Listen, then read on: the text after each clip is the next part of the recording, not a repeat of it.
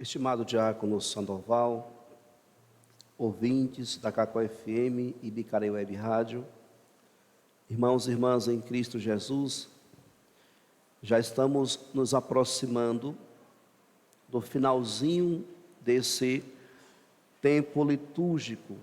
Estamos hoje no 32º domingo do tempo comum. Logo, logo, estaremos iniciando um novo tempo, o tempo do Advento, tempo de preparação para celebrarmos o Natal do Senhor.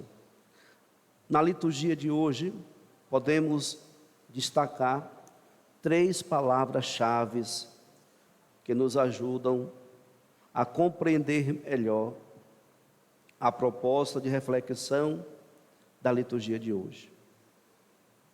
Sabedoria, prudência e ressurreição. As 3 palavras-chave da liturgia de hoje: sabedoria, prudência e ressurreição. No livro da sabedoria, nós somos exortados a buscar esta sabedoria. Quem por ela madruga não se cansa. Meditar sobre ela é a perfeição da prudência. E quem ficar acordado por causa dela, em breve há de viver despreocupado. A sabedoria aqui não são os conhecimentos que adquirimos por meio das leituras, por meio das ciências, por meio dos livros. A sabedoria que a palavra de Deus nos diz é a sabedoria que aqueles buscam encontrar em Deus. Deus é fonte de sabedoria. Deus é fonte de sabedoria. E por isso, então, as pessoas que madrugam para buscar essa sabedoria, para pedir essa sabedoria em Deus, o próprio texto vai nos afirmar: em breve há de viver despreocupado. De fato, caríssimos irmãos e irmãs, tudo em nossa vida depende justamente da sabedoria de Deus.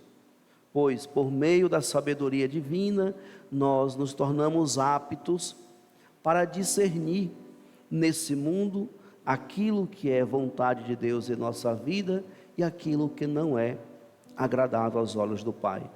Por isso, então, quando nós ouvimos Jesus hoje, nessa sua parábola, alertar-nos acerca da vigilância e da prudência, nós compreendemos perfeitamente que sem a sabedoria divina, nós não nos tornamos prudentes e muito menos vigilantes. Quem são os prudentes? Aqueles que cultivam a sabedoria divina e sabem que nesse mundo nós precisamos viver o tempo todo numa atitude de espera. Mas nós estamos esperando quem? Na perspectiva da parábola de hoje, quando Jesus compara o reino dos céus como a história das 10 jovens que estavam com as suas lâmpadas acesas, esperando o noivo chegar. Assim, Jesus está dizendo que nós precisamos estarmos preparados, cultivando as nossas lâmpadas acesas, na espera constante desse noivo. E nós sabemos quem é o noivo: aquele que vem para desposar a sua esposa. Quem é a esposa? A igreja. A igreja é a esposa de Cristo. Cristo é o noivo nesta parábola. E aqueles que são os prevenidos, aquelas que estão, as jovens, 5 jovens prevenidas, são aqueles que constantemente cultivam não só a chama da sua luz acesa, mas também tem o combustível para, na hora necessária, estar sempre alimentando a sua chama, alimentando a sua luz. Santo Agostinho vai dizer que essa esse combustível, ou esse óleo, na parábola hoje, que Jesus conta das 10 virgens, Santo Agostinho vai dizer que é o amor que nós nutrimos para com o noivo, o amor que nós nutrimos para com Cristo. Então, quando nós o amamos, nós permanecemos o tempo todo nessa atitude de espera. Não vamos vacilar, não vamos ser imprudentes, porque nós esperamos o nosso amado, e no dia que ele vier, nós devemos estar prontos, preparados para entrar na sala de festa que ele está a preparar para todos nós. Por isso, então, na perspectiva de Santo Agostinho, esse óleo é justamente o amor que se nutre para com Cristo, o amor que se nutre para com o Senhor. E de fato, caríssimos irmãos e irmãs, faz todo sentido, pois quem ama está sempre pronto, sempre na atitude de espera. O amor move, movimenta e faz com que a pessoa mantenha-se sempre acordada. Então a vigilância e essa espera constante parte justamente desse princípio do amor. Quanto mais amamos a Cristo, mais desejamos estar com Ele. E o Senhor vem, Ele vem sempre ao nosso encontro. Ainda não veio de modo definitivo, mas Ele vem em cada Eucaristia que nós celebramos. Ele vem na pessoa do pobre. Tem muitos santos que viveram aqui na terra com uma vida devotada para os pobres. E São Vicente de Paulo vai afirmar que toda vez que nós irmos aos pobres, nós estamos indo ao próprio Cristo Jesus flagelado. Então, toda vez que se visita o pobre, está visitando na pessoa do pobre o Cristo flagelado. Por isso, então, Jesus vem ao nosso encontro. Ele vem, caríssimos irmãos e irmãs, na Eucaristia, em cada missa que celebramos. Ele vem nas necessidades dos nossos irmãos necessitados, mas Ele está por vir de modo pleno, onde vai resgatar todos os seus para viver plenamente na presença do Pai. Então nós nos preparamos para esse encontro definitivo e pessoal com o Senhor. Mas enquanto não acontecer esse encontro, nós precisamos nos manter sempre em vigilância e cultivar a nossa luz acesa. Em outra perspectiva, nós podemos afirmar: se o óleo é o amor que nutrimos para com Cristo, a luz que se mantém acesa é a nossa fé, é a certeza que São Paulo hoje, na carta aos Tessalonicenses, coloca no coração dessa comunidade. Se Jesus morreu e ressuscitou, e esta é nossa fé, de modo semelhante, Deus trará de volta com Cristo os que, através dele, entrarem no sono da morte. Por isso, então, caríssimos irmãos e irmãs, nós precisamos nutrir o nosso amor ao Cristo Jesus e manter a nossa fé sempre firme, ou a luz da nossa fé sempre acesa, pois essa é a única luz que será capaz de nos iluminar, clarear o nosso caminho para um dia entrarmos no céu. Nenhuma outra luz no mundo vai conseguir nos iluminar para encontrarmos o caminho da nossa salvação. Somente a fé.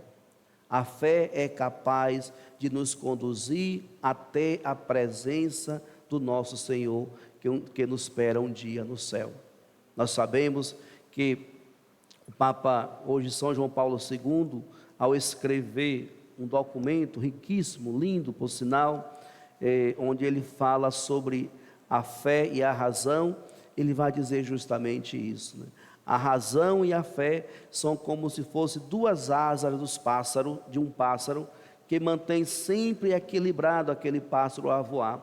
Mas chegará um momento que a razão não terá mais força, e por isso então chegará o momento que somente por meio da fé é que nós iremos conseguir seguir o nosso caminho. E é de fato isso, caríssimos irmãos e irmãs. A razão, por mais que ela consiga iluminar realidades empíricas, ou seja, realidades palpáveis, a fé ilumina aquilo que nós não vemos.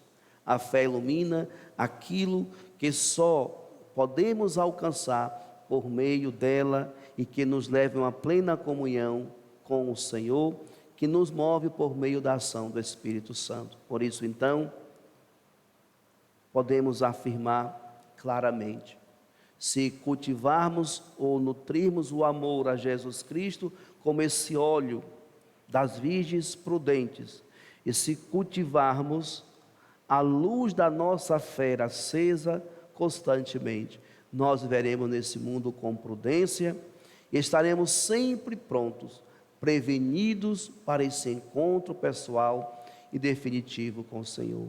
Mas onde nós vamos encontrar, amados irmãos e irmãs, os elementos que nos ajudam a nutrir o amor para com Cristo e a manter a nossa luz acesa? Digo para vocês, e aqueles que também nos ouvem pelas rádios Cacó FM e Bicaraí Web Rádio, nós precisamos estar na igreja. O único lugar que nós encontramos e que é capaz de nos conduzir sempre nesse caminho da fé, sempre nesse caminho do amor para com Cristo Jesus, é justamente na igreja. Aqui nós encontramos o alimento que nos sustenta, a palavra, a Eucaristia e a comunhão com os irmãos. Quando nós compreendemos isso, nós percebemos que a igreja é uma necessidade na vida daqueles que querem se salvar. A igreja é uma necessidade na vida daqueles que querem salvar. Na Idade Média, uma certa ocasião, a igreja afirmava: fora da igreja não há salvação. Houve até alguns que foram contra, mas a igreja está dizendo, caríssimos irmãos e irmãs, que ela é necessária para aqueles que desejam um dia salvar-se.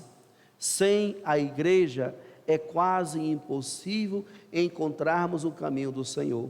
Sem a igreja nós não temos esses alimentos que nos sustentam, que nos nutrem nesse amor para com Cristo e nos faz manter a nossa luz acesa, nos faz manter a nossa fé firme. E firme em quê? Na certeza de que todos nós ressuscitaremos com o Senhor Jesus na eternidade. E é isso que São Paulo hoje afirma aos Tessalonicenses e pede a eles que eles possam sempre motivar uns aos outros com esta palavra. É preciso que sejamos sempre exortados. Exortai-vos, pois, uns aos outros com essas palavras. Cristo ressuscitou e com Ele todos nós ressuscitaremos também.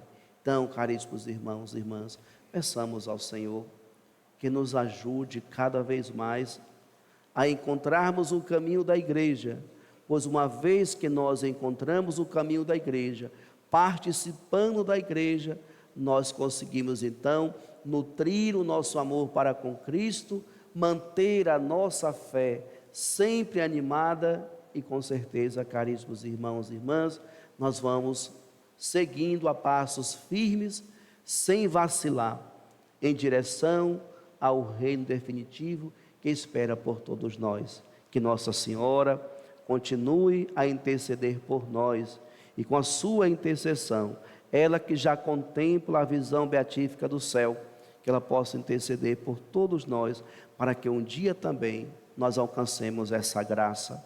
Louvado seja nosso Senhor Jesus Cristo. Para sempre seja louvado.